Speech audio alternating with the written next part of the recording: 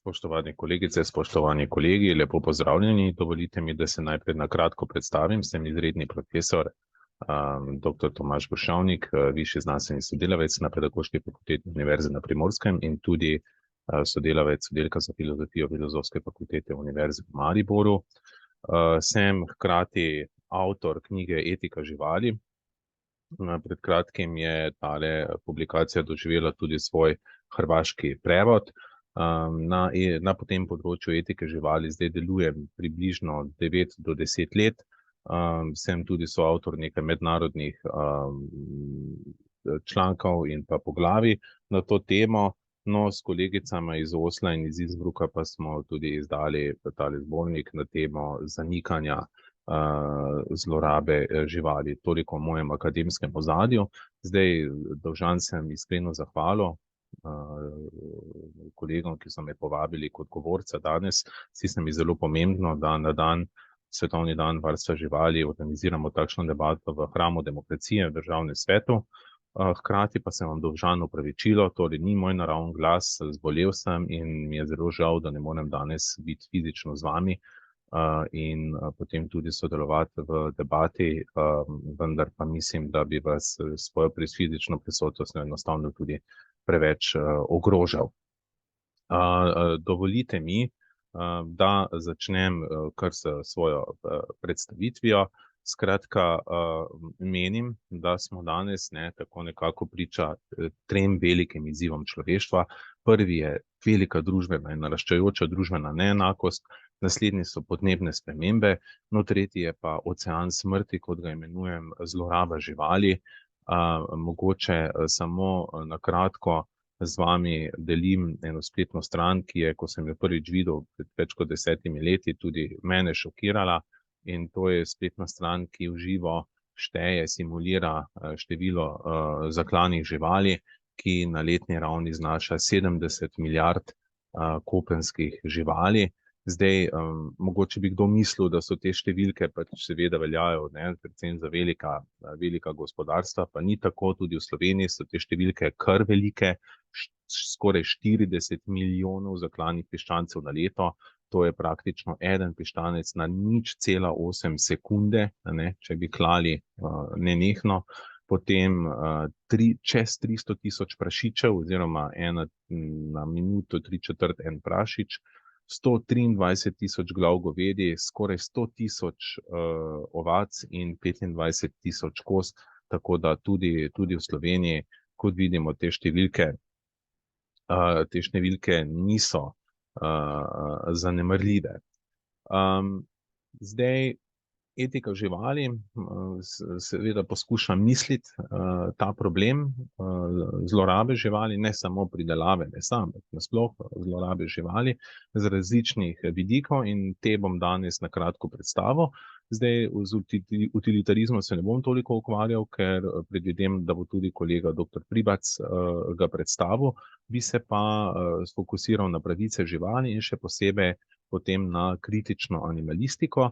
Zdaj, pri utilitarizmu, na kratko, je osnovno merilo največje ugodje za največje število posameznikov in seveda, ker tudi živali lahko čutijo bolečino, so posledično uvrščene med tako imenovane moralne trpnike, torej tiste, ki smo jim dolžni izkazati moralno spoštovanje. To je bila relativna novost v modernem času, v 19. stoletju, tako da Bentham in Mill sta tukaj nekako prelomila orala ledino na tem področju.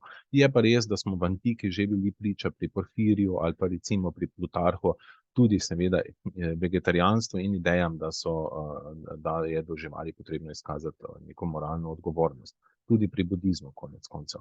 No, pravice živali je druga paradigma, ki se loteva razmišljanja o moralnem statusu živali in pravi takole, da je nosilec pravic pravzaprav vsak subjekt življenja. Se pravi, vsako živo bitje ima neke svoje pravice.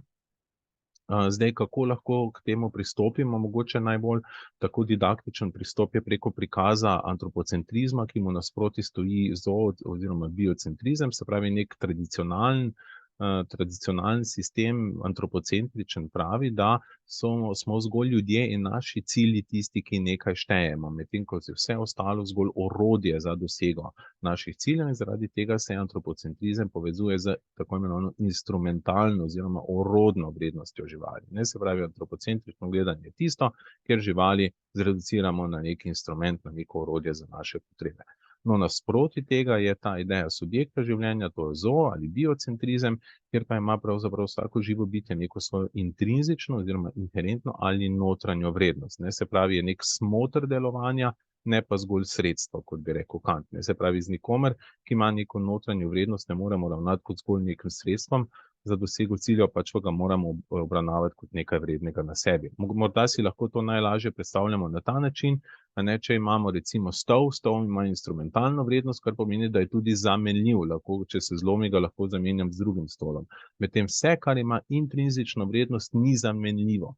Ne, se pravi, enega posameznika, enega slušatelja od vas danes ne moremo kar zamenjati z nekom drugim, kar imate vsi notranjo inherentno vrednost.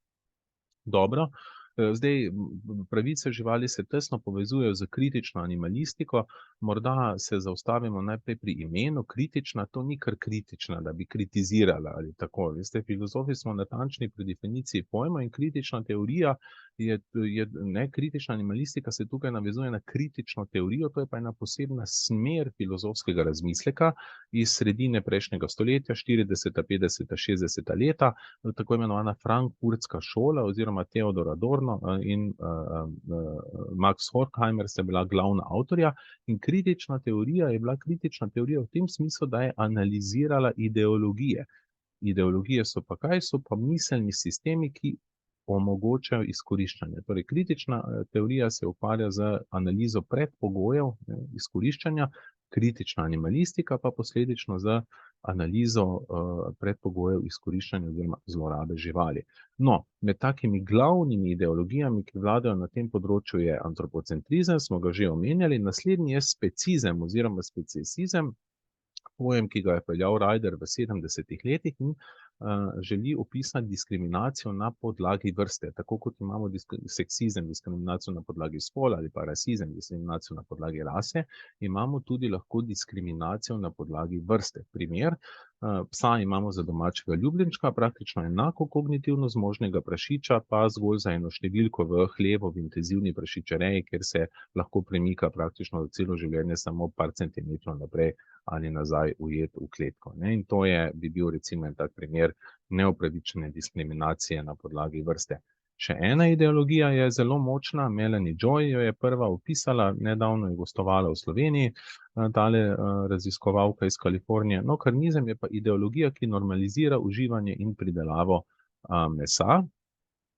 Temu se velja malenkost bolj posvetiti. Skratka, karnizem je celoten nabor, kako mi razmišljamo, kako racionaliziramo, upravičimo recimo zlorabo živali, pa da se ne bomo zdaj prerekali, ali je nujno uživati meso ali ne, se skoncentriramo na preveliko porabo mesa, ne, in recimo karnizem bi skušal to normalizirati, češ da smo ljudje upravičeni do tega iz takšnih drugačnih razlogov, bodi si nutricionističnih, bodi si bi rekli, da gospodarskih, bodi si bi rekli, itak smo te živali mi naredili, saj so namenjene temu, pa imamo recimo human zakol, živali ne trpijo, ko so zaklane in tako naprej. To bi bile recimo vse racionalizacijske strategije karnizma. Pomemben element karnizma je tudi izogibanje vednosti, tako imenovana hotena nevednost. No, še ena knjiga, ki sem jo izdal leta 2020, se prav s tem fenomenom ukvarja, ne samo na področju etike živali, ampak tudi širše. Skratka, menim, da je velikokrat težava ne v tem, da ljudje ne bi imeli na voljo informacije, ampak v tem, da ne želimo niti vedeti, ne? Da bi lahko v miru povečerjali, ne, si ne smemo predstavljati, kako je nastal recimo naša večerja, ne? Tu je zanimivo raziskovanje mojih kolegov iz Norveške, ki so ravno na podlagi analize kuharskih knjig pokazali, kako je žival postajala čedalje večja abstrakcija, ne, in tudi ne, kako so pri mesarju začeli izginjati smrčki, ušesa, glave in ne, vse skupaj se je spremenilo zgolj neko abstrakten paket mesa. No, zdaj, gledajte, ključno pri kritični animalistiki je to, da odgovornosti ne prenaša na posameznika. Že je res, da smo kot posamezniki seveda odgovorni za svoja ravnanja, a res je pa tudi, da smo vsi del nekega širšega družbenega sistema. In posledično kritična animalistika ne išče toliko krivde na strani potrošnika ali pa proizvajalca, kmeta oziroma celo mesarja, pač pa v globalnih kapitalskih tokovih, kjer živali postanejo zgolj neka dobrina na borzi. In tako je tisti glavni, osnovni kontekst, kjer se dogaja izkoriščanje, tako imenovani živalski industrijski kompleks, Animal Industrial Complex. In tukaj gre, kot s kolegico Mašo Blaznik analizirava, pravzaprav za deljeno trpljenje. Tukaj niso žrtve samo živali, pač pa tudi ljudje. Recimo mesari, klavci, ki pač objektivne, zdaj moramo malo pustiti, to, kdo pozna koga in kakšen je ta človek. Ne boste verjeli, v moji ožji družini so mesarji. Moramo pogledati, kaj pravijo o tem raziskave. In raziskave številnih raziskovalk, Dillard, Porcher, Eisnitz in tako naprej, kažejo, da gre tukaj za demografsko ogroženo populacijo, velikokrat za migrante, ljudi, ki so prisiljeni v to delo, torej mesari, klavci, ljudje, ki trpijo za tako imenovanim PITS, Perpetration Induced Traumatic Stress, ki se izraža v travmah, zlorabi substanc, družinskem nasilju in tako naprej. Skratka, tudi ljudje, seveda, ne da so to največji krivci, so pravzaprav največje žrtve, poleg živali, tega sistema. Mogoče samo še odpombica pod črto, zdi se mi pa zelo pomembno to omeniti, pomislite, da v Sloveniji za poklic mesarja izobražujemo že mladoletne ljudi. In kaj to pomeni, če bi predpostavili, da pošljemo mladoletnega človeka na prakso v klavnico in da je priča takšnim nasilnim prizorom.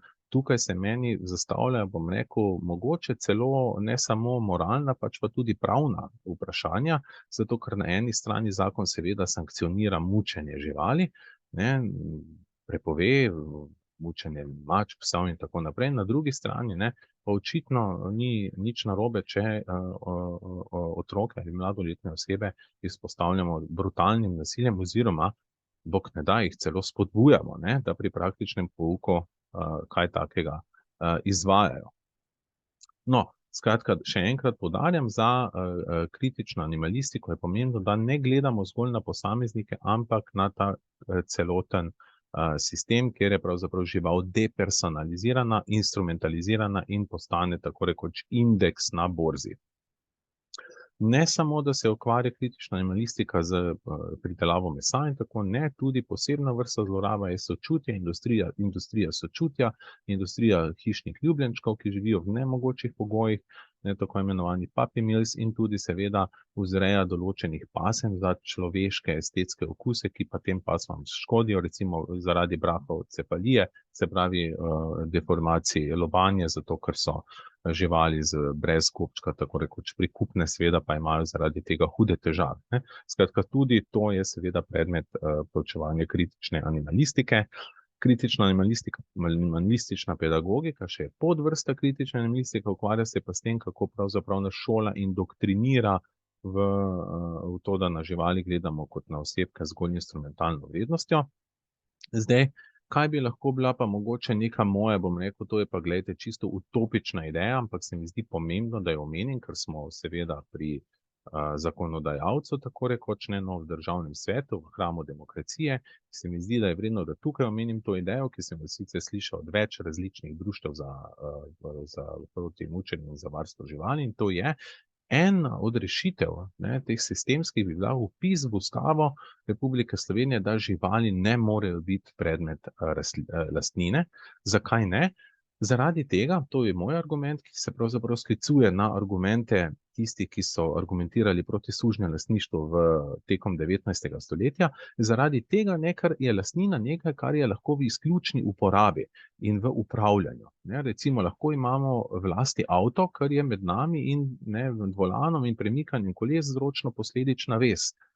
Medtem ko pri tem, da nadzorujem neko drugo živo bitje, te vzročno posledične vezi ni, ker je tam seveda nov center subjektivnosti, nova volja. In ena volja si ne more nikoli lastiti druge volje. Lahko si jo podredi, lahko jo nekaj prisili, lahko jo zasužnji, lastiti si pa je že po ontologiji, po naravi stvari ne more.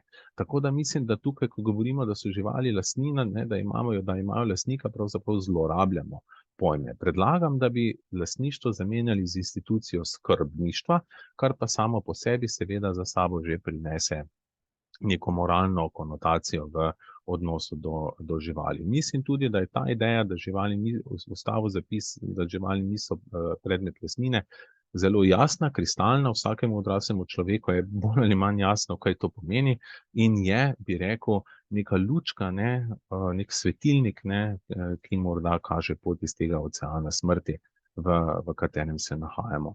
Vnovič, hvala lepa za priložnost, da sem smel spregovoriti in vnovič opravičilo, da danes ne morem biti fizično z vami, upam pa, da kdaj ob kakšni drugi priložnosti.